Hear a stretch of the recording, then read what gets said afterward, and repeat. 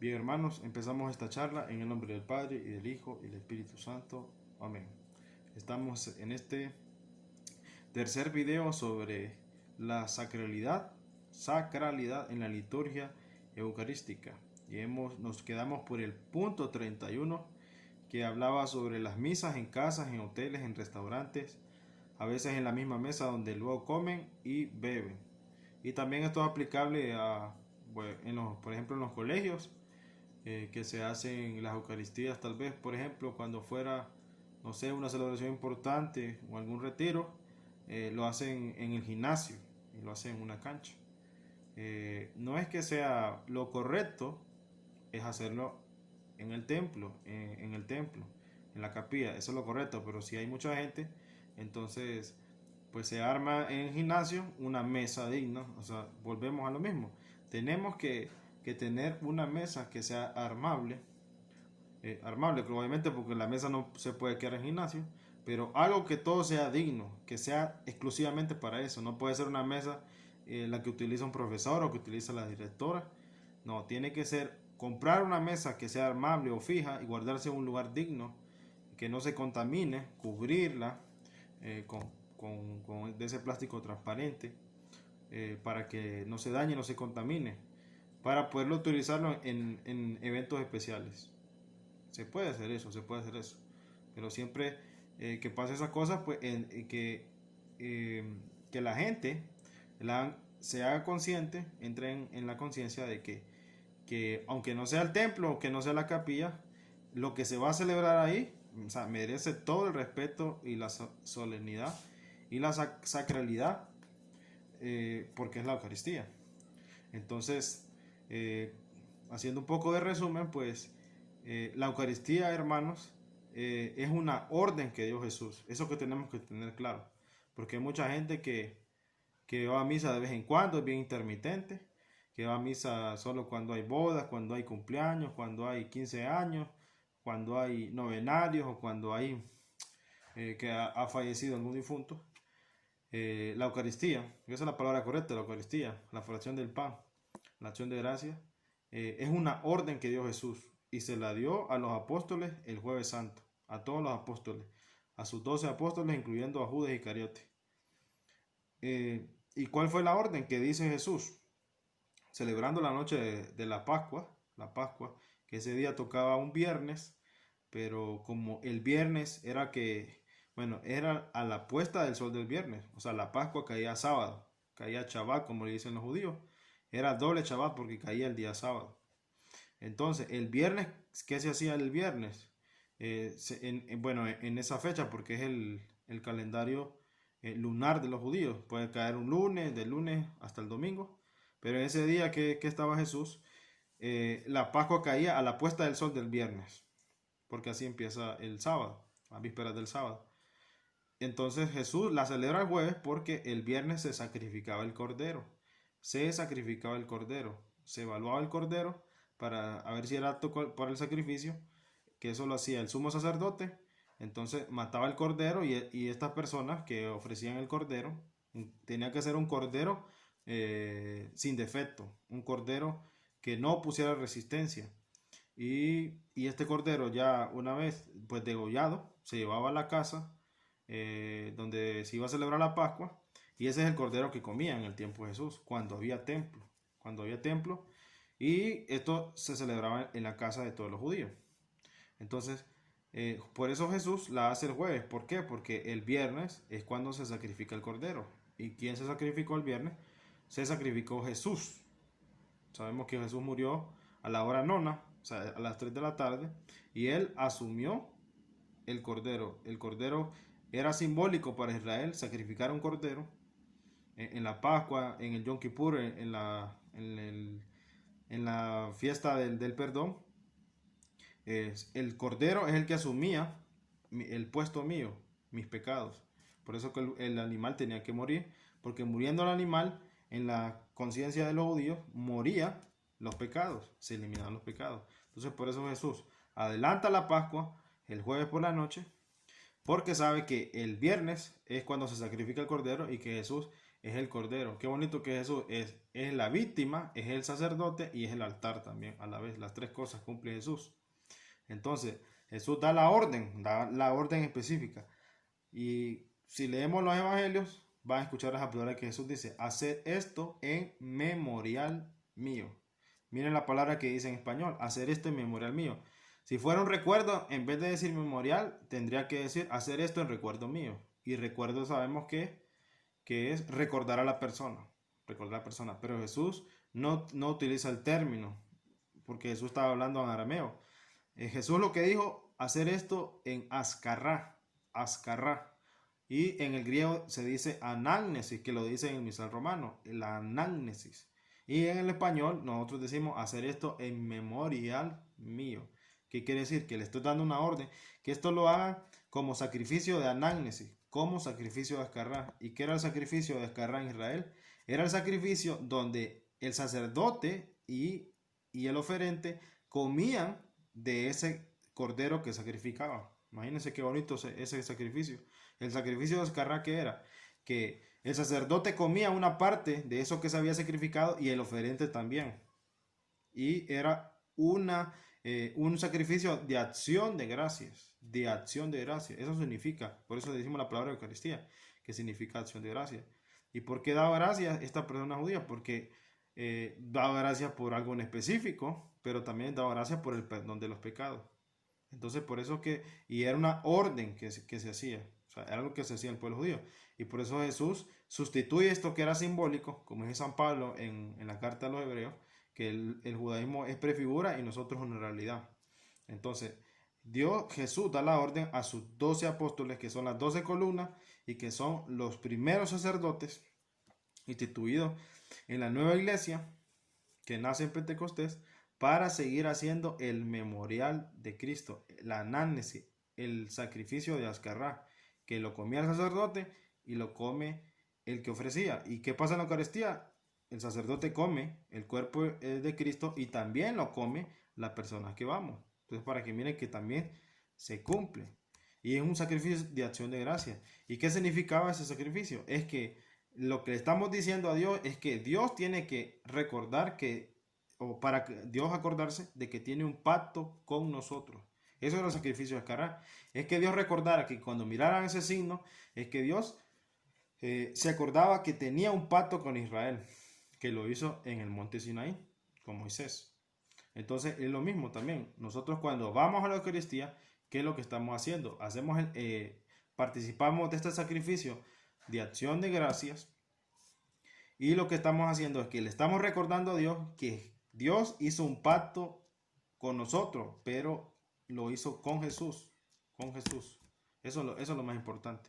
El pacto lo hizo Dios con Jesús. Por eso que el no ir a la Eucaristía es imperdonable. O sea, no puede ser. Sí, pucha, yo conocí muchas personas que iban a la Eucaristía, no se perdían en la Eucaristía, iban en silla de ruedas, estaban enfermas. Porque eran conscientes de este sacrificio de acción de gracias, que le damos el culto, y hemos hablado de detalles, que es el máximo culto, la máxima adoración, la máxima oración, la máxima acción de gracias. Cuánto conocimiento emana la Eucaristía, porque escuchamos lecturas del Antiguo y del Nuevo Testamento. No sé si sabían este dato. Las personas que leen las lecturas todos los días, de lunes a domingo, en los 3 ciclos de la iglesia, que es el ciclo A, ciclo B, ciclo C, si leemos todas las lecturas, de lunes a domingo, todas las lecturas diarias, que sabemos que siempre es un libro del Antiguo Testamento, por lo general es una carta de Pablo, y el Evangelio, todos los días, por 3 años, estamos recorriendo y estudiando toda la Biblia. No sé si sabían ese dato, pero si alguien, por ejemplo, le da pereza leer la Biblia todos los días, voy a decir, esta semana quiero leer el libro de Job, quiero leer el libro de Judí, quiero leer el libro de Tobías. Pero si usted lee todas las lecturas diarias, que solo toman 10, 15 minutos, usted lo que está haciendo es que está estudiando y está recorriendo toda la Biblia en 3 años. En 3 años. En 3 años. Poco tiempo. Y sin darse cuenta. Y sobre todo, solemnemente, porque por ejemplo, si escuchamos las Eucaristías por la radio, el Padre explica a través de la homilía, explica la escritura. Y vamos aprendiendo. O sea, miren poco a poco cómo vamos aprendiendo. Entonces, por eso, haciendo este resumen, el sacrificio, la Eucaristía que hizo Jesús, que introdujo Jesús en esta cena pascual de los judíos, es una orden, hacer esto en memorial mío. O sea, hagan esto para que recuerde que Dios hizo un pacto conmigo y que a través de ese pacto que hizo en la cruz, perdonó nuestros pecados y podemos obtener la vida eterna a través de la fe y obviamente a través de los sacramentos. Por eso es que el sacramento de la confesión y de la Eucaristía son los más importantes. O sea, después obviamente de habernos bautizado, haber hecho la primera comunión y habernos confirmado. O sea, porque son los dos sacramentos que los seguimos haciendo. Nos bautizamos solo una vez, nos confirmamos solo una vez. Hacemos la primera comunión. La primera comunión es el sacramento introductorio a poder comulgar, poder consumir el cuerpo y la sangre de Cristo. Pero los sacramentos que siempre, hasta el día que nos muramos, es el de la confesión y el de la Eucaristía. Y dice San Juan Bosco, las dos alas de la salvación, dice que es la Eucaristía y la confesión, las dos alas de la salvación. Entonces, es para que, hermanos, si alguna vez sentimos desánimo, sentimos pereza, porque eso es un pecado capital, la pereza, sentimos depresión, lo que sea que sintamos, todas esas cosas, ¿saben dónde se pueden curar o se pueden sanar? Es en la Santa Eucaristía. Si tú vas derrotado, vas triste, deshecho, afligido, destruido, ya sea por el pecado, por alguna situación específica, si tú vas a la Eucaristía así y le ofreces a Dios tu vida, tú puedes adquirir la sanación espiritual, el perdón de los pecados, obviamente con el sacramento de la confesión, pero puedes llegar a la conversión. Es la mejor forma de poder convertirnos, ir desanimados, porque no vamos en nuestra fuerza y no que Dios va a actuar, porque vamos con un grado de docilidad, no vamos con nuestra fuerza, que es diferente que yo vaya con todos los ánimos, y simplemente pues solo esté sentado ahí calentando una banca y no entienda todo lo que acontece, el misterio que pasa ahí. Entonces, esto hay que tenerlo claro. La Eucaristía es el memorial, la anagnesis, el sacrificio de Acarrá. ¿Qué significa? Que debemos de ir siempre. Para el pueblo de Israel era imperdonable. O sea, nadie se le cruzaba por la mente, no, este año no vamos a celebrar la Pascua. Estamos cansados, durámonos temprano. No, eso es impensable. O sea, nadie, ni broma, ni imaginación, nada. Más bien estas personas, cuando se acercaba a esa fecha, se preparaban a los niños, se compraban ropa, limpiaban la casa, se ponían, arreglaban cuentas con si tenían deudas o préstamos. O sea, todos querían estar aptos para poder celebrar la Pascua, porque ellos sabían que celebrando la Pascua estaban garantizando un año de bendición, un año más de pacto, un año más de protección, de pacto con Dios. Entonces, por eso es importante. Si para los judíos era tan importante en la fiesta de la fiesta, porque esa es la primera fiesta que Dios le da la orden a Moisés en el Éxodo, antes de la 10ª plaga. Entonces, lo mismo Jesús hizo el Jueves Santo. Jueves Santo. Esto es mi cuerpo, esto es mi sangre, sangre de la alianza nueva y eterna. Hacer esto en memorial mío, es una orden. Entonces, y hasta San Pablo, para los protestantes que les gusta mencionar a San Pablo también hacía la Eucaristía. Es el que dice, anunciamos tu muerte, Señor, proclamamos tu resurrección, ven, Señor Jesús. ¿De dónde sacamos esa parte que cantamos en la Eucaristía? De San Pablo. San Pablo está explicando que él recibió por tradición, porque alguien le enseñó que se recibía por tradición el celebrar la Eucaristía. Entonces imagínense, aquellos que son, qué sé yo, protestantes, o aquel católico dudoso que no sabe a qué iglesia ir, miren que San Pablo celebraba la Eucaristía, enseñaba la Eucaristía, transmitía la Eucaristía y esas bellas palabras. Anunciamos tu muerte, Señor, proclamamos tu resurrección, ven, Señor Jesús. Que decimos, hasta que vuelvas, Señor. Entonces, miren qué bonito es. Entonces, vamos a tratar de terminar hoy, porque vamos a empezar del punto 32 y creo que sí vamos a llegar al punto 57, sobre los abusos, errores litúrgicos y algunos documentos pontificios que nos ayudan a poder darle la solemnidad, el sentido espiritual a lo que estamos celebrando en la Eucaristía. Entonces, ya les expliqué muy bien. Las cosas sagradas hay que respetar el ambón, la silla presidencial, la mesa del altar, todos los vasos y los utensilios sagrados hay que respetarlos y tocarlos con mesura. Y las personas que están revestidas, no cualquiera puede tocar un vaso. Incluso a la hora de arreglar el templo hay mucha gente que está arreglando el templo y se siente cansada y se va a sentar a la silla presidencial, como que si fuera cualquier silla. O pone el celular en la mesa, o pone el celular en el ambón, o está hablando y pone el celular en el ambón. No, hermano, todos esos objetos son sagrados. Y si no, leamos en la historia del pueblo de Israel, todo como ellos meticulosamente, solemnemente, cómo cuidaban y cómo respetaban todos los utensilios de lo que estaba en el tabernáculo, en el lugar santo y en el santo de los santos, cómo lo cuidaban. Y solo los sacerdotes podían entrar ahí. Entonces lo mismo igual para nosotros los católicos, todo aquello que está ahí, o sea, desde que entramos, desde que estamos ahí, desde que terminamos, en silencio, solemnemente.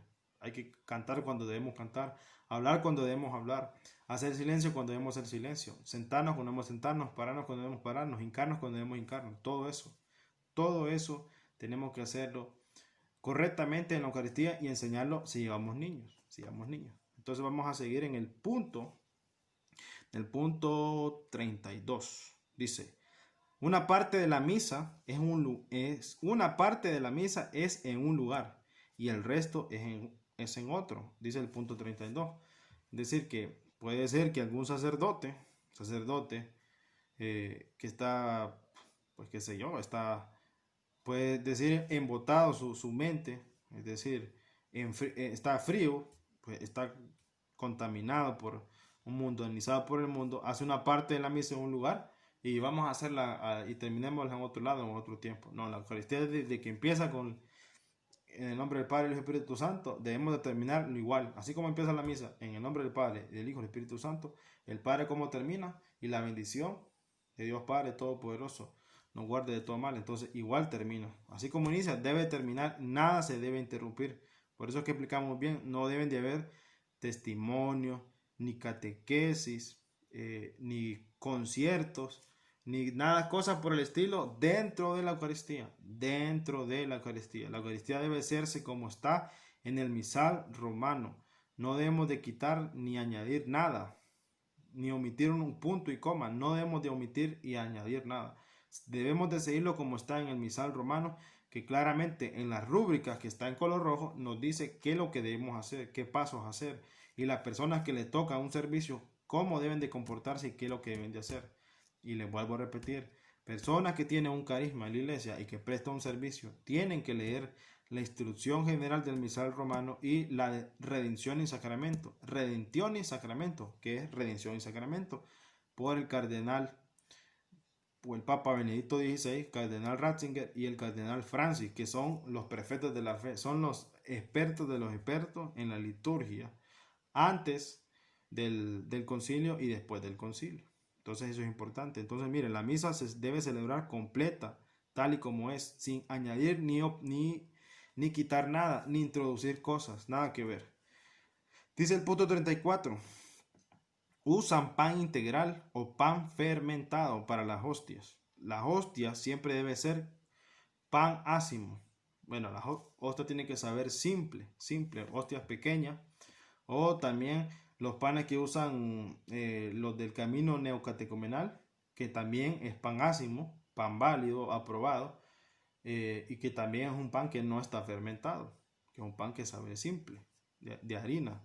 Entonces no puede haber algún endulzante, no puede ser pan integral, no puede ser pan fermentado y no puede ser un pan que lleve saborizantes o una galleta, que eso ha pasado en Estados Unidos. Hay sacerdotes que le han puesto saborizantes para que sepa dulce. No, aunque como dicen los padres de iglesia, aunque lo que es pan sabe a pan y lo que es vino sabe a vino, es el cuerpo y la sangre del Señor. Entonces así lo celebraban los judíos, el pan ácimo, y nosotros lo seguimos haciendo. Celebramos la Eucaristía con el pan ácimo, Dice el punto 34, canastitas para la Sagrada Comunión. Canastitas para la Sagrada Comunión. Yo creo que aquí lo que está refiriendo es que colocan hostias consagradas en canastitas, o sea, en cosas que no son dignas y que no tienen nada que ver con la celebración eucarística, y con eso van a repartir, ya sean los acólitos, espero que el sacerdote no haga eso, los acólitos, los ministros extraordinarios de la comunión, y reparten en canastitas. No, lo que se utiliza son los copones. Los copones, que son los que donde se ponen las hostias que se van a consagrar, o las hostias que ya están consagradas. Y con eso, y el acólito del monaguillo lleva un plato, el plato para la comunión, para que por si se cae la comunión, caiga en el plato. Siempre el acólito presta ese servicio, pone el plato, y el que está dispensando la comunión la pone y se la da en la boca a la persona, o se la puede dar en las manos, que es válido también. Entonces no se les olvide, siempre que vayamos a comulgar, lo podemos hacer de dos formas: hacer la genuflexión, rodillas derecha hasta el suelo, lo hacemos, nos ponemos de pie, recibimos la comunión, ya sea con las manos o directamente a la boca, aunque ahorita en la situación que estamos es con las manos, no con la boca, directamente con la boca. O podemos hacer reverencia profunda antes de recibir la comunión. Hacemos la reverencia hasta abajo y recibimos el cuerpo y la sangre de Cristo. Entonces eso es importante no perderlo. Siempre hay que hacer la reverencia, siempre, y sobre todo antes de comulgar. Siempre hay que hacer reverencia. Incluso cuando después de que terminamos la comunión, que van las hostias consagradas al Santísimo, al Santo de los Santos, todos vamos poniendo nuestra mirada en Jesús y hacemos reverencia. Podemos hacer reverencia profunda, o si alguien se quiere hincar, también lo puede hacer. Lo puede hacer porque Jesús dice que ante mí toda rodilla se doble. Entonces no puede ser que alguien esté viendo el celular en ese momento, alguien esté viendo para otro lado. ¿Y saben por qué pasa eso? Porque la gente no sabe, no le explican eso. No se da cuenta qué es lo que pasa ahí. La gente piensa que solo van cosas circulares ahí, y no saben que va el cuerpo y la sangre de Cristo. Porque Dios es todopoderoso, Dios puede estar en todos lados a la vez. O sea, si Dios tuvo el poder de que, por ejemplo, la Virgen María engendrara sin tener un acto sexual, si Él tuvo el poder de que a través del Espíritu Santo, por eso dice que lo cubrió con su sombra, y ahí en ese momento el Espíritu Santo actuó y se engendró el que era verbo y que después se convirtió en un hijo humano, en un hombre humano, el Hijo de Dios. Entonces, si Dios tiene el poder de eso, ¿por qué Dios no va a tener el poder a través del Espíritu Santo? Que también el Espíritu Santo fue el que hizo la encarnación, el misterio de la encarnación, porque también el Espíritu Santo no también tiene el poder de poder convertir aquello que miramos como pan y aquello que miramos como vino en el cuerpo y la sangre de Cristo. ¿No tendrá el poder? Claro que lo tiene también. Lo tiene por sentido común. Por eso es que el Padre hace una epíclesis. Epíclesis dice ahí en el misal romano, es una invocación. Y él cuando pone las manos en el copón y la patena, ahí está haciendo la transustanciación. Ese es el signo visible. Por eso es el sacramento. Un sacramento sabemos que es una acción invisible de Dios. Dios hace algo invisible, pero que es revelado en algo que es visible, que podemos ver, Entonces, eso hay que tenerlo muy en cuenta. Las hostias tienen que ser panes ácimos. Punto 35. Dice, en lugar de lino usan toallas de baño para el manutergio. Manutergio, ¿qué es el manutergio? El manutergio es la toalla que utiliza el sacerdote antes del ofertorio, en el ofertorio. Antes de que empiecen las plegarias eucarísticas, el padre se lava las manos, el acólito lleva el lavabo se llama, y lleva la jarra donde echa el agua, y en el brazo se pone el manutergio, es una toalla. Entonces, aquí lo que está diciendo que en vez de lino, o sea, lo que está diciendo es que hay que usar lo mejor de lo mejor, y si fuera una toalla, hermanos, que sea la mejor toalla que puedas encontrar, o sea, lo mejor de lo mejor, y obviamente tiene que ser de color blanco. Entonces, eso se llama el manutergio. El manutergio es la toalla donde el padre se seca las manos después de lavarse, porque el padre tiene que purificarse igual que lo hacía el sumo sacerdote en el pueblo de Israel. Había una pila de bronce donde los sacerdotes se bañaban por completo Se bañaban, se quitaban sus vestiduras, se bañaban para poder revestirse antes y después del sacrificio, porque se manchaban de sangre, para poder estar purificados. Entonces, lo mismo, esa es la simbología. El sacerdote por eso lava las manos, porque tiene que estar apto para el sacrificio, para lo que va a hacer. Dice el punto 36, hostias gigantescas, hostias gigantescas. Lo que está diciendo aquí es que, por ejemplo, no pueden haber hostias gigantescas así y que una persona sola comulgue con una hostia gigantesca. O sea, ese no es el significado. Por ejemplo, o sea, nos tocara ir a una Eucaristía del rito neocatecumenal, usa unas hostias grandes.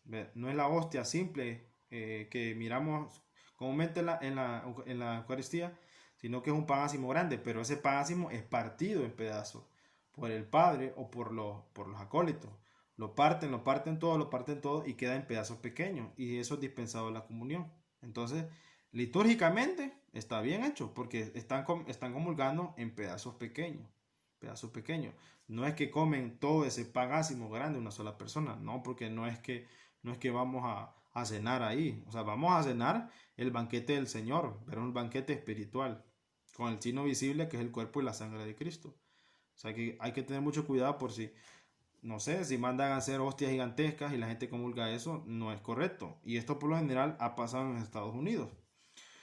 Punto 37. Cálices de barro y madera y sin nudo para sujetarse como debe. Sin nudo, sujetarse como debe. O sea, ya creo que había tocado este punto. Los cálices no pueden ser de barro, tampoco de madera. Tienen que ser cálices de acero y revestidos de bronce, qué sé yo. Bueno, no de oro puro porque no tenemos el dinero para hacerlo, pero incluso en el tiempo de Israel todos los utensilios eran de oro puro, no de 18 quilates.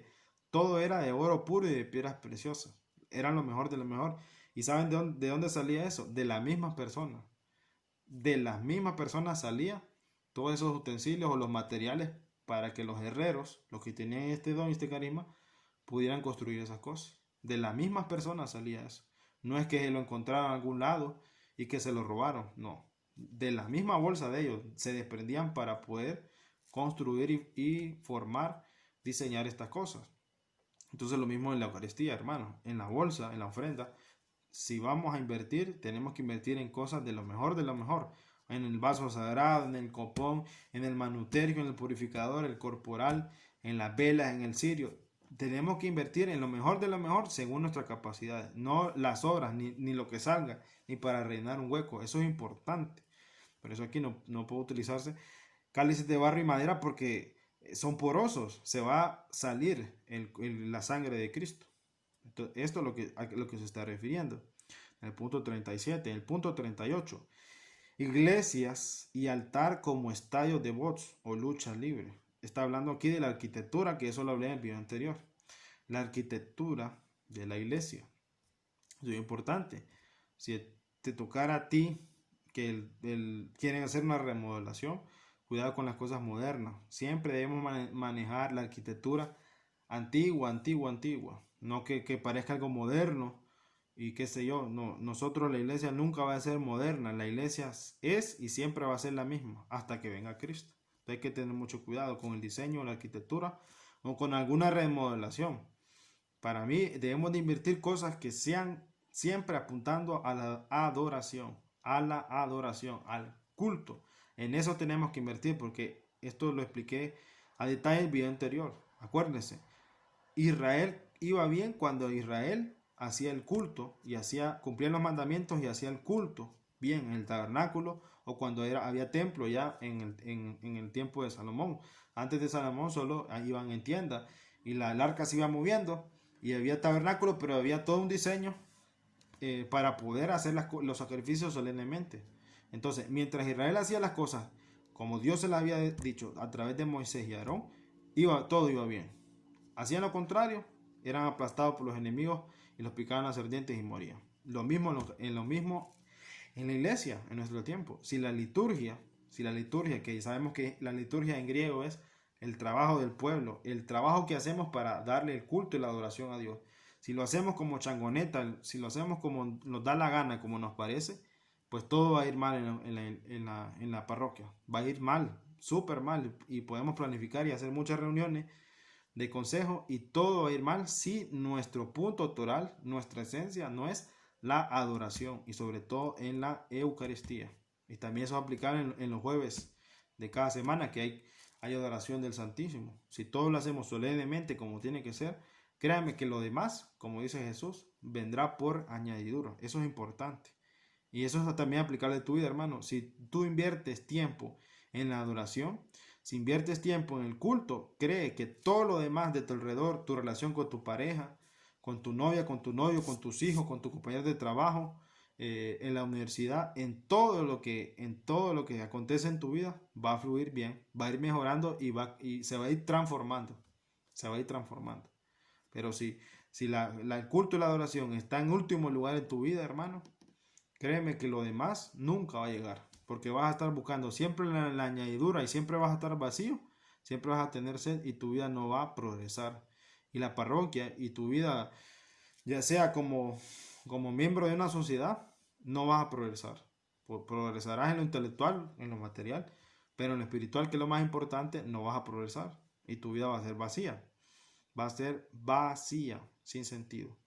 Entonces, el punto 38, ahora el punto 39. Celebraciones en lugares donde se tienen espectáculos inmorales. Bueno, está refiriéndose aquí, por ejemplo, vaya a un estadio, qué sé yo, o un lugar donde hacen conciertos de no sé qué, y celebrar la Eucaristía ahí. No, acuérdense, donde Dios pasa, ese lugar es sagrado. Es sagrado. Donde Dios ha pisado, donde Dios ha marcado, ha puesto su morada ahí, ese lugar tiene que ser sagrado. Por eso que hay que tener mucho cuidado. Acuérdese lo que le dijo Dios a Moisés. Quítate las sandalias porque el lugar que vas a pisar es sagrado. Es sagrado porque ahí no moraba Dios, moraba la presencia de Dios, la gloria de Dios. Porque Dios está en todos lados, pero se manifestó a Moisés por medio de un acontecimiento extraño, una zarza ardiendo. Una salsa debería consumirse rápido, pero la salsa no se consumía. Por eso le pareció interesante a Moisés. Entonces igual la Eucaristía, donde pisamos, donde caminamos, es sagrado, sagrado. O sea, no podemos subir y bajar al altar así, como cualquier cosa, o ir a practicar los cantos al ambón, ir a practicar las lecturas que me toca leer 5 minutos antes de la Eucaristía. Es lugar sagrado. Y esto es muy importante. En el pueblo de Israel, el sacerdote, ¿saben cómo andaba en el templo? Andaba descalzo. Descalzo andaba el padre. Andaba el sumo sacerdote. Los sacerdotes que ministraban los sacrificios y tenían los turnos andaban descalzos y con las mejores vestiduras. El efod, piedras preciosas, oro, púrpura, todo espectacular andaban los padres.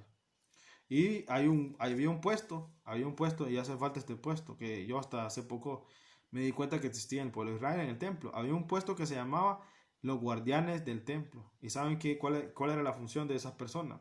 Esas personas andaban con un garrote grandote. ¿Y saben para qué utilizaban el garrote? Para pegarle garrotazos al sacerdote que no se comportara mesuradamente, que no se comportara solemnemente. Si el sacerdote caminaba mal o hacía mala cosa, viene ahí ese guardián y le pegaba un garrotazo. Entonces, imagínense si eso aplicáramos ahorita a la Eucaristía de nosotros, que hubieran guardianes del templo, yo creo que le pegarían garrotazos al 95% de la gente. Al 95% de la gente. Porque la gente llega tarde a la Eucaristía y se quiere ir de primero. Ni el Padre ha dado la bendición y ya está encendiendo el carro. Gente que va mal vestida, gente que va en chancleta, gente que va mal vestida provocativamente, los hombres también, o sea, todos los niños también. Ahí sería otro garrotazo. A gente que llega tarde o que se va temprano, un garrotazo. Gente que se viste mal, otro garrotazo. Gente que anda subiendo y bajando, incluso puede ser al acólito también. Si el acólito anda subiendo y bajando y hablándose al oído con otro acólito, improvisando y yendo en el padre a cada rato que es lo que sigue y no está seguro, otro garrotazo, porque no se está comportando como debe comportarse. Nuestra conducta debe ser solemne, solemnes. En La Paz creo que ahí serían más todos los garrotazos. La gente que se mueve por aquí, se mueve por allá, platica aquí, platica allá. Otro garrotazo. ¿Cómo haría falta ese puesto de guardián del templo para pegarle garrotazo a la gente para no comportarse? Y creo que así, solo así aprendiéramos.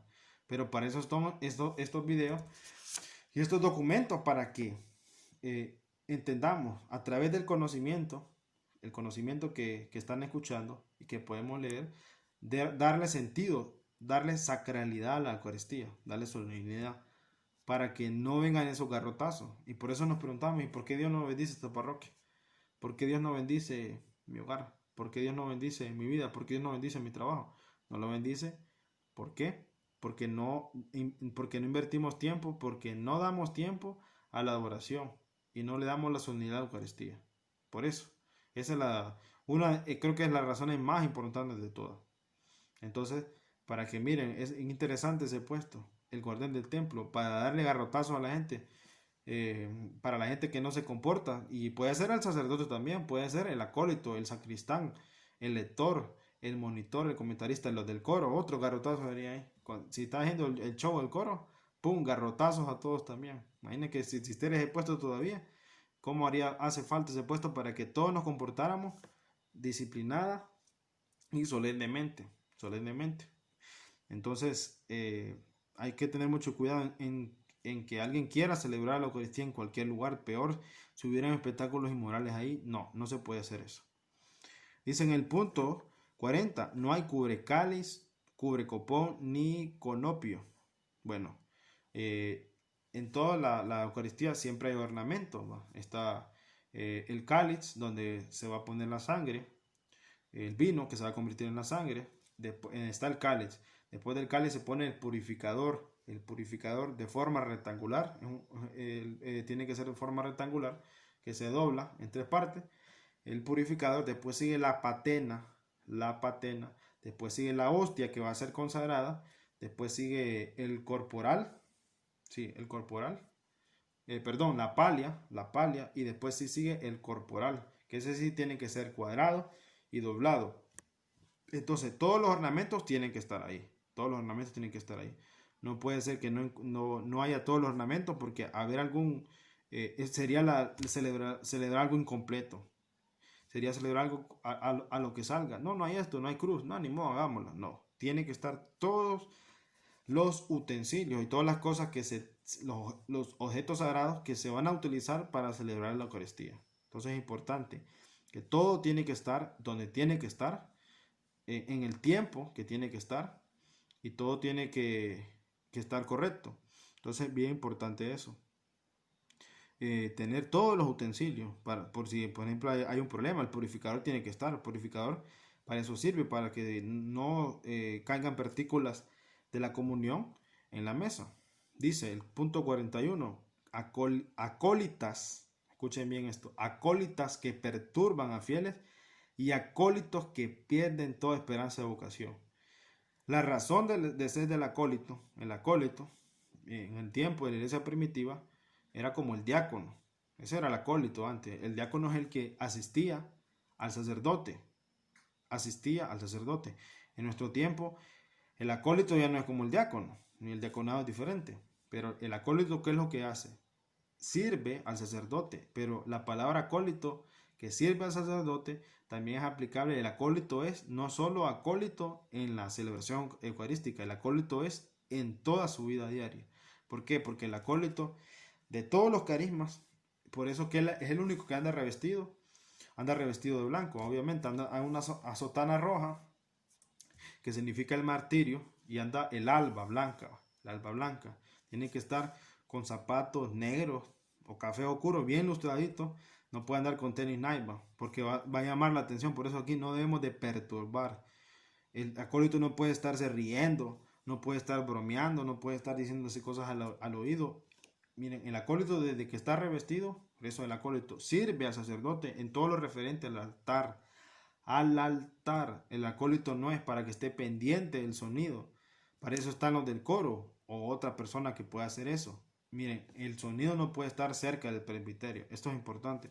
Acuérdense, en el presbiterio tiene que estar la silla presidencial, la mesa donde se celebra la Eucaristía con todos sus utensilios, el ambón, la cruz presidencial. No puede estar ahí la consola, no puede estar ahí instrumentos, no. Eso es un lugar sagrado. Si no, habría que llamar a un guardia del templo de Israel y pegarle un par de garrotazos. Eso es importante, hermano. El acólito, eso es importante. El acólito debe estar sentado siempre en una postura recta, no puede estar dormido. Hay muchos acólitos que van a dormirse, sobre todo los adultos, a la Eucaristía. Hermanos, si tú no tienes este carisma para servir a Dios como acólito en la Eucaristía y para que tu vida sea como un verdadero acólito, que andes de blanco, es decir, no puedes llegar contaminado a la Eucaristía. Por ejemplo, que ingieras bebidas alcohólicas o que hayas cometido un pecado mortal, no puedes acolitar. O sea, eso es un servicio serio, serio, serio lo que es el acólito. El acólito no es para que dé los avisos. El acólito no es para que él controle el sonido.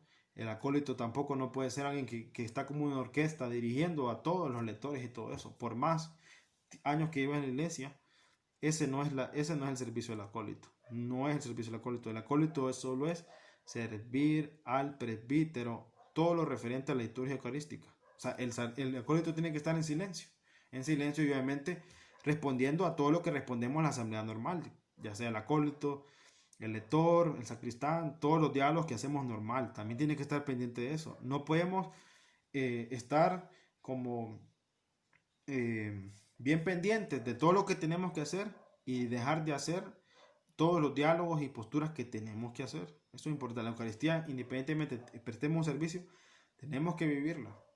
No podemos estar pendientes de todo. Hay mucha gente que se quiebra la cabeza y que pasa amargada toda una Pascua o toda una vigilia pascual o toda una Eucaristía, estar pendiente para que para que los demás hagan bien su trabajo. Igual al sacerdote también le puede pasar eso, ¿no? Por eso que a toda la gente que sirve, que presta un carisma, y eso es importante. Si tú vas a prestar un carisma a la iglesia, tienes que pedirle a Dios discernimiento, que en ese carisma que tú quieres estar, sinceramente vas a servir a Dios.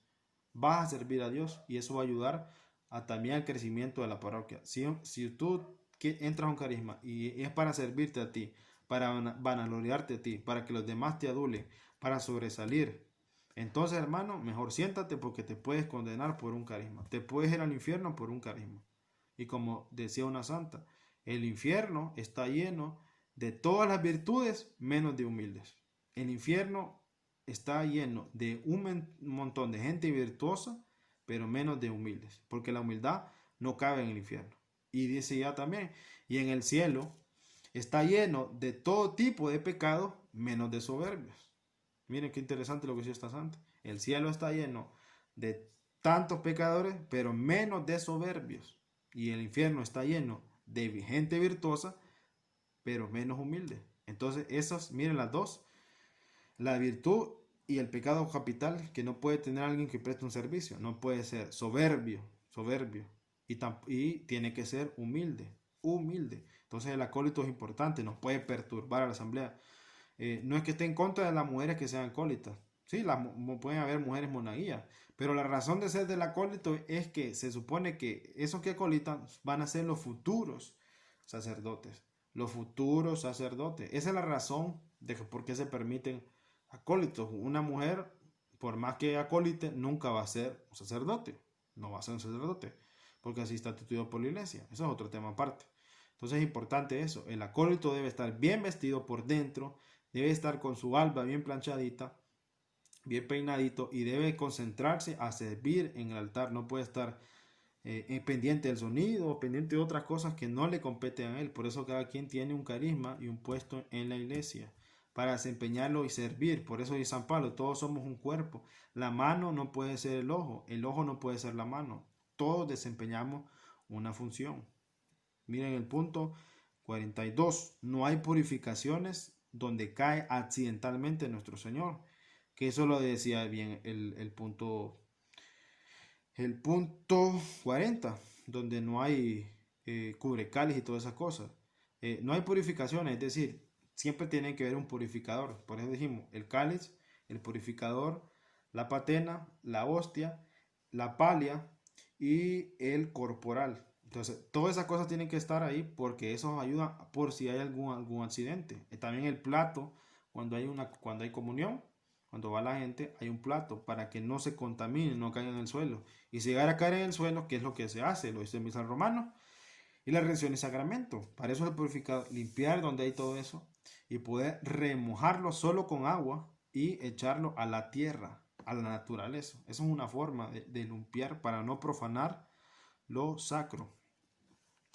Dice el punto 43, no guardan ayuno eucarístico. No guardan ayuno eucarístico. Esto también es importante. No puede ser que si la Eucaristía es a las 6 o a las 11 de la mañana, yo faltando media hora me haya comido una hamburguesa, haya comido un montón de cosas. No, tiene que ver en ayuno eucarístico. Y esto lo explicaba muy bien el padre Hugo Lorenz en español, un padre que tiene un libro espectacular que se llama Para Salvarte, un libro de 1000 páginas, pero un libro espectacular para un católico que no tiene nada de conocimiento del catecismo y de la fe de la iglesia. El libro se llama Para Salvarte. Entonces él decía, que él ayunaba todo el día, antes de ser, y eso en la historia de la iglesia, desde el primer siglo, en una parte de la historia de la iglesia, había un ayuno de 24 horas. Es decir, por ejemplo, hoy es viernes, es sábado, y la Eucaristía del domingo, yo tenía que ayunar 24 horas. Pues, pucha, imagínense, aguantaran 24 horas, pero esa gente no se moría, porque era consciente a lo que iba a pasar. Y miren cómo la iglesia ha ido a través de las encíclicas y los papas, porque por ejemplo, había gente que solo comulgaba 3 veces al año y para la mentalidad de esa gente era demasiado. O sea, porque era tan sagrado la celebración y tan solemne el comulgar, como dice San Pablo, el que no discierna el cuerpo y la sangre de Cristo se traga su propia condena. A causa de eso, muchos se enferman y se mueren. Entonces esta gente no comulgaba, no se atrevía a comulgar. Incluso la gente dejaba ir porque se desanimaba, porque cada vez que pecaba tenía que confesarse y las penitencias eran duras. O sea, penitencias que duraban semanas. O sea, que si no cumples la penitencia no te doy la absolución. La iglesia era bien radical y así la iglesia tiene que ser, porque eso se ha perdido. Las penitencias fuerte. Mientras tú no cumplas esto, no te doy la absolución. Yo tuve una experiencia con un sacerdote mexicano. Él me decía, si tú no haces esto en esta semana, y regresas, y yo te doy la absolución. Estaba obligado yo a cumplir eso para yo poder recibir la absolución y poder comulgar. Miren, es importante las penitencias. Y en esa época de la iglesia había penitencia y ayuno de 24 horas. Después los papas lo fueron reduciendo hasta 3 horas, creo yo, que creo que es la hora prudencial, no sé si una hora, no lo recuerdo, pero la cuestión es que tiene que ver un ayuno eucarístico, que nos va preparando, o sea, vamos matando la carne, sometiendo la carne, dominando la carne para lo que vamos a recibir. Dice el punto 44, los fieles presentan manteles, candelabros, etcétera, en el ofertorio. Y eso es otro también de los errores y abusos litúrgicos en los ofertorios. Pero la palabra ofertorio es de ofrecer los dones. La iglesia primitiva, que lo dice San Justino Mártir en su carta, en su apología, dice, ¿qué ofrecían? Ofrecían pan y vino. Ofrecían pan y vino. Pan y vino. ¿Qué ofreció Jesús? Pan y vino. No ofreció nada más. Ahora, ¿qué dice el misal romano? El misal romano dice que por esencia es ofrecer el pan y el vino, pero dice que podemos ofrecer cosas que se queden en la iglesia o que sirvan, o también cosas que sirvan para los pobres, o cosas que sirvan para los pobres. Entonces, primero se debe de presentar el pan y el vino. Entonces, por eso dice aquí, la gente presenta manteles, candelabros, cuadros, colores, pelotas, y eso pasa bastante en Navidad. Presenta un montón de cosas que no se van a quedar en el templo y que no sirven para los pobres. Entonces, eso es un abuso de lo litúrgico, porque no estamos siguiendo el misal romano. El misal romano dice, claro, se presenta pan y vino y se ofrecen cosas que se van a quedar en el altar, en el templo, y que van a servir también, cosas que van a servir para los pobres. Dinero, por ejemplo, ropa, esa famosa libra de amor, la ofrecemos cerca del altar, cerca del altar. y eso va a servir. Por ejemplo, alguien presenta una imagen, y el padre la va a bendecir y la va a poner en el templo. No es para que yo presente un cuadro y me lo lleve para mi casa o lo tenga guardado en una bodega. Eso no es el ofertorio. Entonces hay que tener mucho cuidado en el ofertorio. El ofertorio es para ofrecer. Ofrecemos estos dones, y qué bonita la oración que hace el Padre en el ofertorio. Entonces hay que tener claro eso. El ofertorio no es para presentar cualquier cosa que se te ocurra, cosa que hay que hacer esto para que sea llamativo para la gente. La misa no es para entretener a las personas, no es un circo la iglesia, no es un estadio, no es un espectáculo, no es un concierto de rock que nos vamos a divertir.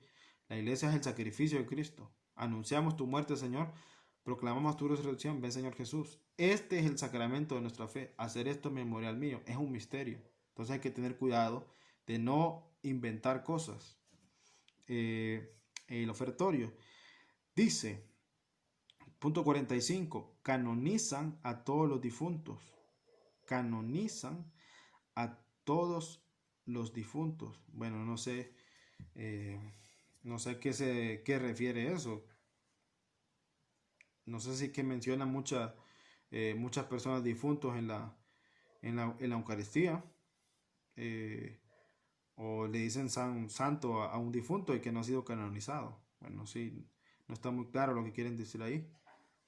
Bueno, el punto 46 dice, en el lavatorio de pies usan mujeres. Entonces, aquí no es que hay que ser machista, pero en el lavatorio de pies, Jesús, acuérdense que los 12 apóstoles que estuvieron en la Eucaristía eran hombres, ¿va? Porque ellos representan a los sacerdotes, ellos van a ser los futuros sacerdotes. Entonces, en una Eucaristía, por ejemplo, el Jueves Santo, estamos siguiendo el memorial, estamos cumpliendo lo que hizo Jesús. Entonces, Jesús le dice, por ejemplo, cuando Pedro le decía en Jueves Santo, hay que hacer esto, porque Pedro no quería lavarse los pies, pero Jesús les decía, hay que hacer esto. Ustedes lo que yo estoy haciendo ahorita no lo van a entender, después lo van a entender, pero tienen que hacerlo. Y esa instrucción no estaba todo lleno de gente ahí, no había un montón de mujeres, un montón de personas y niños, solo estaban los apóstoles. Lo que es la Eucaristía, el Jueves Santo y el lavatorio de pies, solo era con sus discípulos. Solo con sus discípulos y con nadie más. Entonces, nosotros el Jueves Santo estamos volviendo al memorial, estamos volviendo a revivir, a renovar ese momento. O sea, aplicarlo no es para recordar, sino para revivirlo y tratar de aplicarlo, que debemos de reconciliarlo con todos, la fraternidad. Entonces, tienen que ser 12 hombres, no pueden ser 12 mujeres. Y no es porque haya machismo en la iglesia, sino porque estamos siguiendo el mismo ejemplo de Jesús. Por eso no puede haber mujeres sacerdotas, y etcétera, etcétera, etcétera. No es recomendable que sean mujeres acólitas. Y si lo hay en monaguillas, no es pecado, no les va a caer un rayo ni va a llover azufre en la Eucaristía, pero no es la esencia. Eso es lo que quiero tratar de explicarle. Dice, en la consagración solo usan una mano para elevar la hostia consagrada o se recargan echados sobre el altar. Bueno, esto es para el sacerdote. En la consagración el sacerdote eleva la patena y el cáliz, las dos. Hay sacerdotes que solo utilizan una mano. Está hablando aquí alguien un sacerdote que es Haragán, que no hace las cosas como están en el misal romano, que hace lo que él quiere y se le da la gana. Entonces, si nosotros llegamos a ver eso, podemos corregir al sacerdote. Por eso es importante que nos instruyamos en el misal romano, para que cuando miremos este tipo de cosas, corrijamos correctamente, con humildad, al sacerdote o a las personas. Dice, punto 48, ya casi terminamos. Hay padres que usan mucho perfume y lociones. Hay padres. O sea, está hablando que imagine que un padre es una Dolce Gabbana y se rocíe fuertemente y va a oler. O sea, ¿qué es lo que quiere decir esto? Es que no podemos perturbar y llamar mucho la atención de la gente. Distraer a la gente.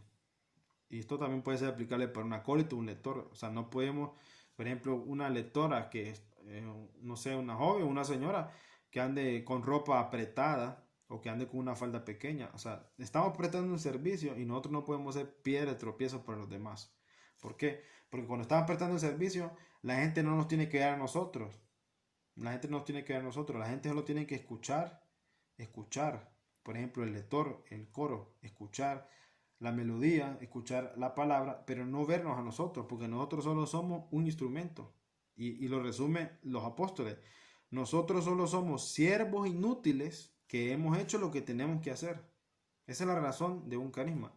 Somos siervos inútiles que hemos hecho lo que tenemos que hacer. Y eso es aplicable en la Eucaristía. Nosotros solo somos unos siervos inútiles, el que canta, el que lee, el que da la munición, el que colita, el sacristán. Solo somos siervos inútiles que estamos haciendo lo que tenemos que hacer. Y es para que la gente no nos mire, sino que a través del servicio que nosotros estamos haciendo, esta gente apunte y vea a Dios. Y eso yo lo he visto. Yo he visto, por ejemplo, acólitos. Me gusta, hay un acólito, no sé si estará todavía en la catedral. Un señor. Yo estaba muy joven, no tenía mucho conocimiento, pero cuando yo lo veo acolitar, prácticamente es como que era un señor invisible. O sea, no notabas que estaba acolitando, pero sí había alguien acolitando sin menos sacerdote. Lo que pasa es que lo hacía con tanta solemnidad y que lo hacía con tanta sencillez que no notabas que no lo notabas a él, solo notabas el servicio que estaba haciendo. Y eso debe ser en todos los carismas. La gente no tiene que, por eso es que no tenemos que hacerlo como especie de show, para que la gente mire, ay, qué bonito, me gusta cómo lee esa persona. No, la gente cuando salga a la Eucaristía tiene que decir, esa lectura que leyó ese hermano, no sé quién, me ayudó. Esa munición, esa munición que dio ese hermano, no, el hermano tal fue, me ayudó, no. Nosotros solo somos instrumentos. Los cantos que cantamos hoy, que escuchamos hoy, me ayudaron a consolarme, por ejemplo. No que la persona que cantó tal me ayudó. No, esa no es la percepción de la gente. El padre, la homilía que da ese padre me gusta, pero la homilía que da ese padre es bien aburrida. No, esa no es la percepción de las personas. No debe enfocarse en la persona, debe enfocarse en el servicio, en el instrumento. Es lo que estamos sirviendo. Entonces eso es importante. No, punto 49. No confiesan en el confesionario y a veces hacen cariños a las mujeres. Y esto está hablando de los sacerdotes. Los sacerdotes, bueno, ya sabemos, en el pueblo de Israel, por ejemplo, en el sacrificio para el perdón de los pecados, bueno, todos los sacrificios se hacían en el tabernáculo cuando no había templo, y cuando hay templo se hace en el templo. Hay un lugar destinado para los sacrificios. Un lugar destinado en el templo era una plancha grande donde se hacían los sacrificios. Entonces, el sacrificio para el perdón de los pecados era hacerlo en ese lugar específico, con las normas litúrgicas específicas. Entonces lo mismo debe ser igual en nuestro tiempo. La gente debe confesarse en un lugar ideal para confesarse, no confesarse en cualquier lugar que la gente va a estar escuchando o que vas a tener pena. A mí me gusta una parroquia que, por ejemplo, sí, una parroquia que tú entras a la iglesia y tiene dos oficinas aquí, con puertas cerradas, transparentes, y la gente se confiesa ahí. O sea, no escucha a nadie. Entras a ese lugar, la gente hace fila, entras a ese lugar, te confiesas, nadie te escucha y tú estás concentrado en eso. Y también está la Eucaristía. Entonces, así, si vamos a diseñar o hacer algo confesional, deben ser lugares así, que sean privados, para que la gente haga como lo hacía Israel. Israel, el confesar los pecados viene de Israel. La gente cuando ofrecía un cordero para sacrificarlo para el perdón de los pecados, decía en voz alta, y eso lo hacen todavía los judíos en el Yom Kippur, dicen en voz alta sus pecados. O sea, sacrificamos esto porque he pecado por esto y esto y esto y esto. La confesión pública oral existió en Israel y todavía existe en el Yom Kippur, todavía existe. Entonces nosotros también existe una confesión pública con el sacerdote, porque el sacerdote en el pueblo de Israel no era que perdonaba los pecados, ni incluso tampoco el cordero que se mataba no perdonaba los pecados. ¿Quién perdonaba los pecados? Dios. Pero ¿cuál es el signo visible de que Dios había perdonado los pecados? Cuando moría el animal. Entonces, ¿cuál es el signo visible cuando nosotros nos confesamos? Es cuando el sacerdote dice, por el poder que da mi iglesia, yo te absuelvo de tus pecados, te absuelvo en el nombre del Padre, no te perdono, porque quien perdona, ¿quién es? Dios, la Santísima Trinidad. Yo te absuelvo en el nombre del Padre, del Hijo y del Espíritu Santo, vete en paz. Entonces, para que veamos que el sacerdote es instrumento, solo ministra el sacramento, y nosotros hacemos igual que Israel, esa confesión pública. Yo confieso que he pecado en esto y esto y esto y esto, y el sacerdote te ayuda, te da un poco de dirección, pero la esencia es confesar públicamente, porque tú al confesar reconoces que eres un pecador, reconoces que eres un débil y que necesitas la gracia santificante para no seguir cayendo. Por eso es importante. Eso es una catequesis del demonio y del mundo. Que hay que confesarse solo con Dios en el cuarto. Que no hay necesidad de confesarse con un hombre, porque un hombre es un pecador. Y tantas cosas que nos meten las otras religiones y que nos meten el mundo. ¿Pero para qué? El demonio le conviene, porque el demonio, por eso dice Jesús, hay más alegría por un pecador que por 99 justos. Hay más alegría por un pecador que se convierte. O sea, es una tremenda parranda la que se hace por un pecador que se convierte por 99 justos que no necesitan de conversión. Y eso es lo que pasa en el sacramento de la confesión.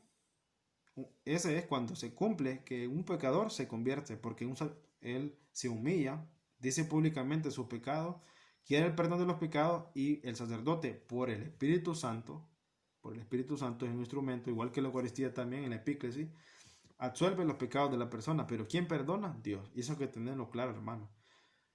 Por eso que dicen que, por las cuestiones que dicen que nos critican, de que le confesamos nuestros pecados a un hombre pecador. El sacerdote solo está representando el poder de la iglesia, está representando a Cristo. Está representando a Cristo. Lo mismo que hacía el sumo sacerdote en Israel. Él estaba representando a Dios y él no perdonaba los pecados, pero él hacía la liturgia, hacía lo que especificaba el libro de Levítico, para que esa persona que ofrecía el cordero lo sacrificaba. La persona sacrificaba el cordero, derramaba la sangre. Incluso había sacrificios que se rociaba la sangre a la persona o a todo el pueblo en el Yom Kippur, para poder, ese era el signo visible. Aquí nos perdonaron los pecados. Entonces eso es importante saberlo. Con respeto al confesionario. El punto 50. Ya no hay purificación de dedos. Dice el punto 50. Purificación de dedos es que tiene que ver, obviamente, una fuente bautismal a la entrada de la tienda, que en muchas iglesias la hay, que hay agua bendita, que se purifican los dedos. Y eso también es un signo que el sacerdote debe purificarse los dedos, purificarse las manos para poder hacer el sacrificio. O sea, todos los signos, por más pequeños y grandes que sean, siempre tienen que hacerse. Porque si nosotros quitamos los signos, ¿qué pasa? Estamos desnudando a Dios, y lo que estamos haciendo es un verdadero culto vacío o un verdadero ridículo. Todos los signos nos hablan y nos están apuntando a la solemnidad, a la sacralidad de lo que estamos haciendo, apuntando al culto a Dios, a la adoración a Dios. Dice, no hay purificación de dedos, o sea, no se hace ese signo, que ese signo tiene que hacerse. Punto 51, usan ornamentos exóticos. Ya les expliqué esto. Los ornamentos que tienen que usar los sacerdotes son el alba. Bueno, tiene que andar con sus hábitos por dentro, el pantalón de tela, la camisa, que usan una camisa de erizo, una camisa negra, y usan aquí un cuello de plástico, que le dicen el clériman. Bueno, eso tiene que andar el padre siempre, en todos lados. Por eso el padre anda de negro. ¿Por qué el padre anda de negro en la calle? Porque lo que está diciendo es que él ya murió por el mundo. Porque ese es el color negro, sabemos que es luto. Pero lo que estamos diciendo es que esa persona está apartada. Esa persona ya murió por el mundo. Por eso es que el padre tiene que andar con los hábitos. Hay muchos padres, sobre todo muchos, he visto yo, diáconos o seminaristas o padres modernos que han caído en el modernismo, que no andan con los hábitos. ¿Y cómo vamos a saber que esa persona que anda caminando es un consagrado, un apartado? Lo vamos a tratar diferente, lo vamos a ver diferente. Yo, por ejemplo, cuando donde trabajo, yo miro a un presbítero que anda comprando, yo me alegro y yo rezo. Yo digo, en mi mente, hago una Ave María por ese sacerdote, por la misión que es ese sacerdote. Pero, ¿por qué lo hago? Porque estoy viendo el signo de su ropa, me está diciendo que es una persona apartada y que es una bendición. Si puedo, lo saludo y pregunto cómo está, si hay la oportunidad. Entonces, por eso que el padre tiene que andar con los hábitos. Y aquí dice, no andar ornamentos exóticos, tienen que andar con sus ornamentos, con el alba, con el cíngulo amarrado, con la casulla, con la estola, y todo eso tiene que andar con sus ornamentos, y dependiendo de los colores litúrgicos. Entonces, si es un padre que no le gusta hacer las cosas y nosotros sabemos de liturgia, lo podemos corregir. Y siempre nuestra respuesta debe ser, hay que irnos al misal romano. Al misal romano. Miren el punto 52. Bailes en la misa. Miren cómo dice aquí. Bailes en la misa.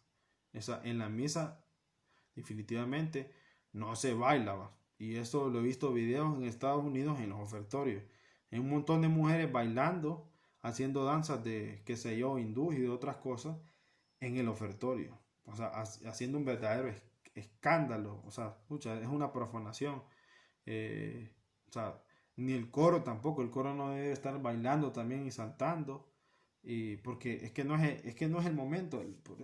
Hay cosas que no son malas hacerlas, no son malas hacerlas, pero en la Eucaristía no es el momento, no es el lugar para hacerlo. En la Eucaristía no se debe bailar, en el ofertorio no se deben de hacer cosas extrañas.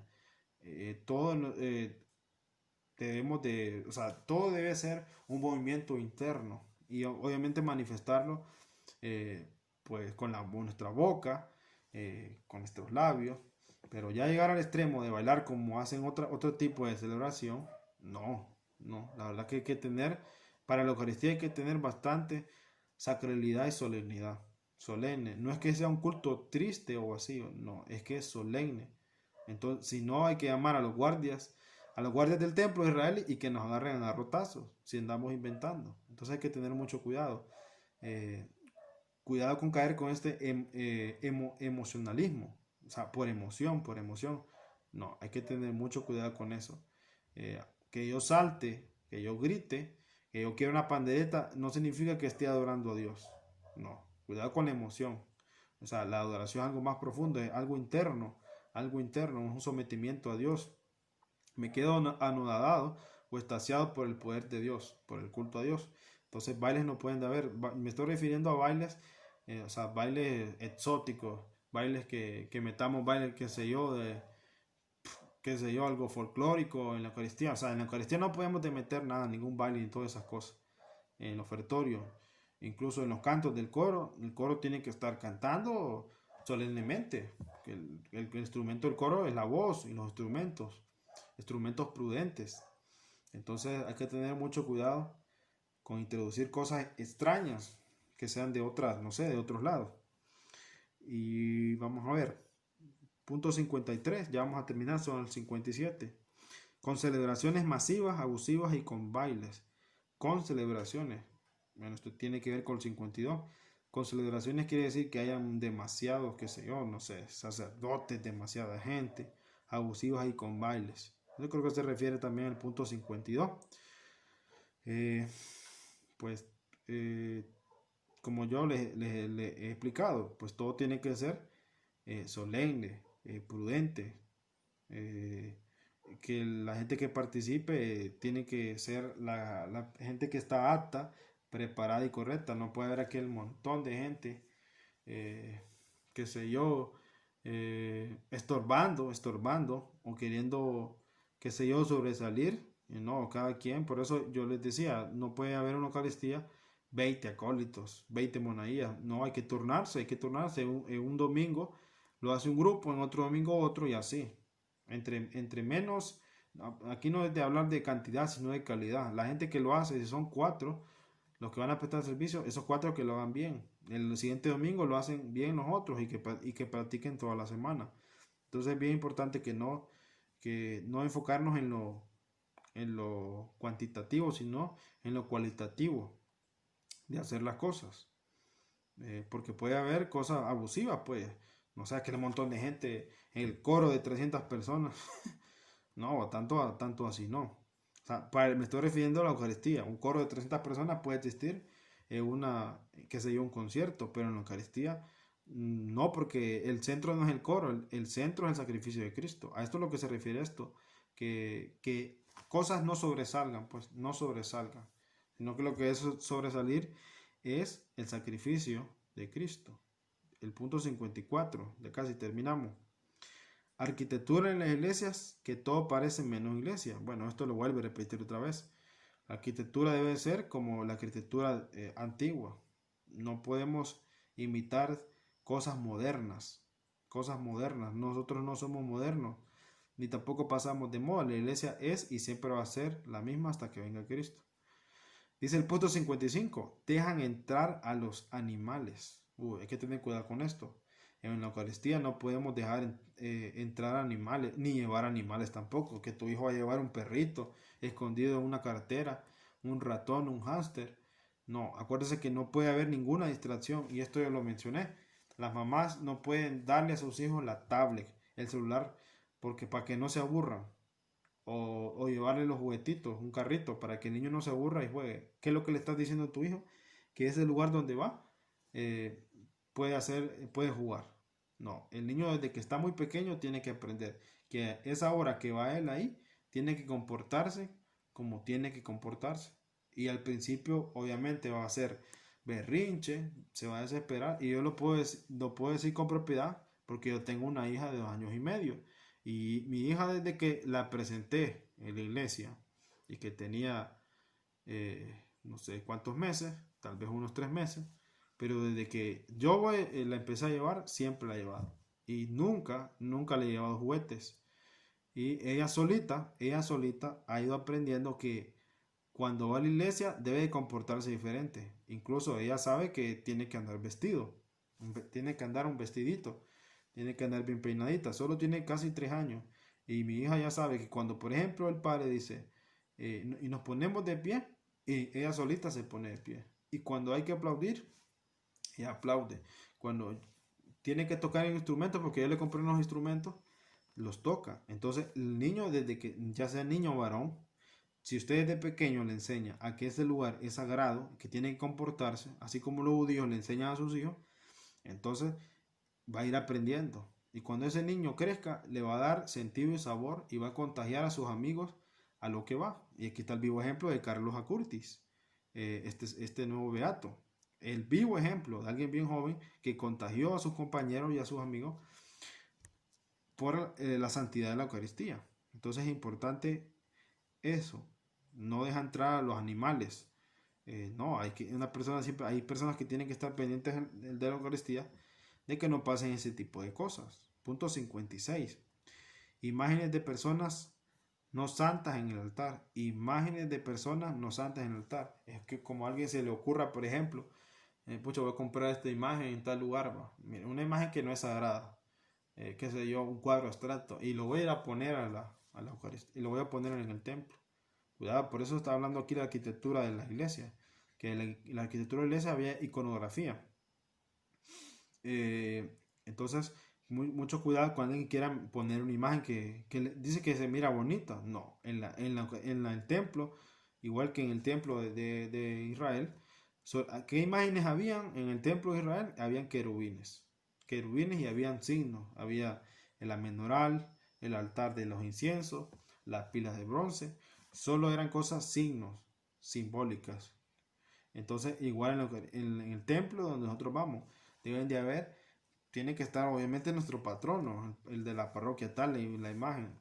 Puede estar las imágenes de los apóstoles, obviamente todo el crucifijo, las estaciones de Cristo, una imagen de la Virgen María, todas imágenes sagradas de algún santo, de algún padre de la iglesia. Pero cuidado con que a alguien se le ocurra entrar en el modernismo o en el mundanismo, relativismo, y quiere meter una imagen en el templo para que se mire bonito. Hay mucha gente que siempre anda que hay que ponerle esto, que esto se mira bonito. No, siempre hay que pegarse al misal romano.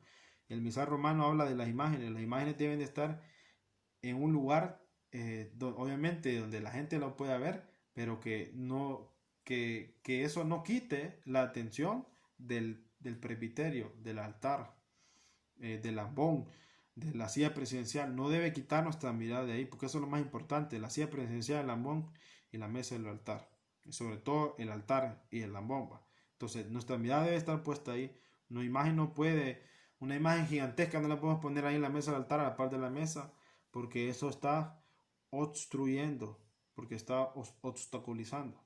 Entonces hay que tener mucho cuidado con eso. Y eso también puede pasar con respecto a eso de las flores. Dice el misal romano que las flores deben de ponerse cerca del altar, no sobre la mesa. Así dice el misal romano. El misal romano dice que las flores se deben de poner naturales, no artificiales, cerca del altar. Y yo he visto un montón de imágenes. Se puede poner adelante el lambón, se puede poner adelante del altar, y se puede poner detrás del presbiterio, que mucha gente lo pone en la pared. Pero dice el misal romano que no se debe poner, porque antes se ponía en la mesa del altar. pero como hay muchos abusos, que ponían arreglos muy altos en toda la mesa, ocultaban el misterio. De por sí hay muchos altares que son altos y ponemos un montón de flores y bien altas, no se ve lo que el sacerdote está haciendo. No se entera la gente de del misterio que está pasando ahí. Nosotros tenemos que estar como espectadores viendo todo lo que está pasando. Entonces, si van a poner flores y si van a poner vamos a ver, no lo propone el misal romano, pero yo he visto, por ejemplo, muchas parroquias que ponen solo dos arreglos. Lo ponen cerca de una vela, adelante de la vela, sí, de las velas laterales, y otra en la otra vela. Y eso es todo, no ponen nada más. Y ponen arreglos chiquitos. Y se mira bien. Yo he visto fotos y se mira bien, con rosas, con las mejores rosas. Y ponen uno, por ejemplo, un arreglo adelante del altar. Por eso dice el misal romano, cerca del altar. Ponen así, ahí sí pueden poner un arreglo grande adelante del altar, va, pegadito al altar. Y pueden poner también uno adelante del lambón, pero tampoco que sea muy alto, y así lo dice el misal romano. El del lambón que no sea muy alto, o sea, que no llegue hasta arriba, pues, o sea, porque eso es un signo, sí, pero no debe sobresalir más del misterio de Cristo. Entonces, si van a poner mesas, si van a poner flores en la mesa, que sean bajitas, no menos, no más de 15 centímetros, y con dos arreglos que pongan, suficiente, porque lo que debe verse es todo lo que va a pasar ahí. Las dos velas, en la menoral, en la solemnidad que se utiliza, todo lo que utiliza el Padre, eso es lo que tiene que verse. Eso es lo que tiene que verse, no las flores. Las flores obviamente son llamativas para las mujeres, pero eso no debe ser lo más importante. Eso no puede obstaculizar nuestra atención. Por eso es que no recomienda el misal, y que no es una recomendación, es una orden de la iglesia ponerla cerca del altar. Pero si las llegan a poner, que tampoco, como les digo, no les va a caer un rayo ni va a caer azufre en la iglesia, pueden poner dos. Esto es opinión personal mía, no lo que dice el misal. Nosotros debemos de seguir el misal romano, lo que dice la iglesia, no lo que se me ocurre a mí o lo que me parece a mí, con respeto a lo que decía de las imanes, poner cualquier cosa. Y esto de aquí introdujo un poco lo de las flores. Con dos que pongan suficiente, no más de 15 centímetros. Y pueden ser las mejores rosas de las rosas, pero eso, por ejemplo, llenar toda la mesa de rosas y todas las de flores, eso sí llama la atención y te puede distraer. Te puede distraer. Entonces, hay que tener prudencia y cuidado con eso. Bueno, y dice, ese es el punto 56 y ya, el punto 57 y por fin terminamos este resumen, porque esto es un resumen de los abusos litúrgicos de documentos pontificios de las religiosas ecuménicas de Guadalupe, que son unas mexicanas, que hicieron un resumen de los típicos o el común denominador de todos los abusos y errores litúrgicos que se cometen, sobre todo en los Estados Unidos, y que eso hemos ido copiando los latinos después del Concilio Vaticano II.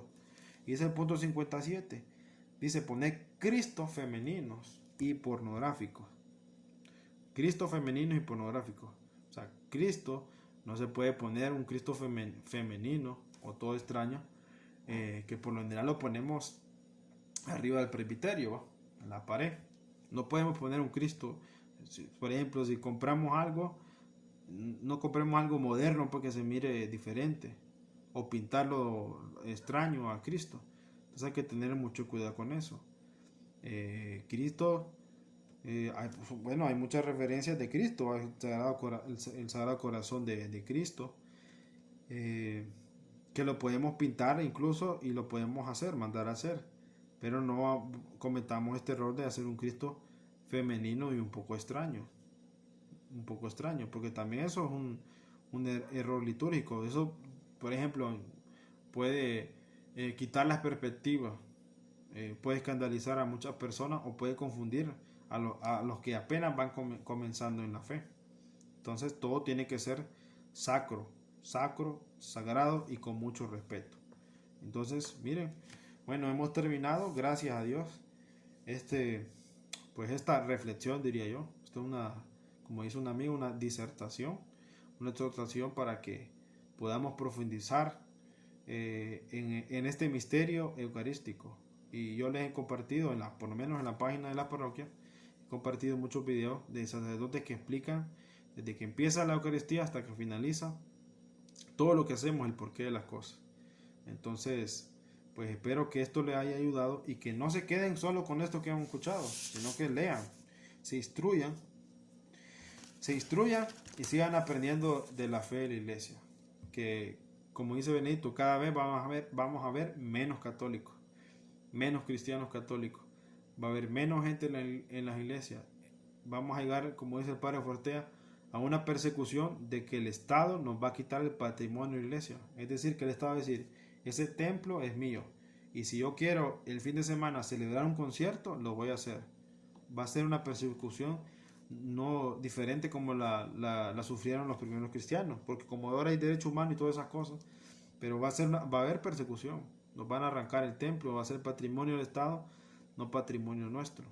Entonces hay que valorar esto, más este tiempo que no podemos hacerlo al 100%, hay que valorar este misterio, hay que aprender de este misterio y saber que cuando vamos, estamos dándole culto a la Santísima Trinidad, nos estamos llenando de toda esa bendición, de toda esa sabiduría, que escuchamos la palabra, para poder tener el alimento, la fuerza espiritual para poder resistir el pecado y la tentación de toda esa semana. Por eso es importante ir a la Eucaristía siempre, todos los fines de semana, porque ese alimento es el combustible para la siguiente semana, Por eso que todos los domingos el Señor nos habla por medio de su palabra y nos tiene un mensaje, y ese mensaje nos da fuerza para toda la semana y nos da fuerza para toda la vida, pero cada semana nos va hablando y nos va santificando. Entonces espero que les haya ayudado y que vamos a seguir por donde nos quedamos sobre los padres apostólicos. Solo mencionamos 2 padres apostólicos, mencionamos también padres de la iglesia ya del siglo II, y podemos mencionar algunos padres de la iglesia del siglo III y siglo IV, que hay bastantes. Está Orígenes, está San Eusebio de Cesarea, está San Juan Crisóstomo, está San Ambrosio, está San Agustín, cosas que nos van a ayudar como cristianos y para que podamos también entrarle a los sacramentos, que eso que me gustaría hacer videos de los sacramentos, que está en el catecismo de la Iglesia Católica, para que vayamos aprendiendo poco a poco nuestra fe. Entonces terminamos esta charla en el nombre del Padre y del Hijo y del Espíritu Santo. Amén.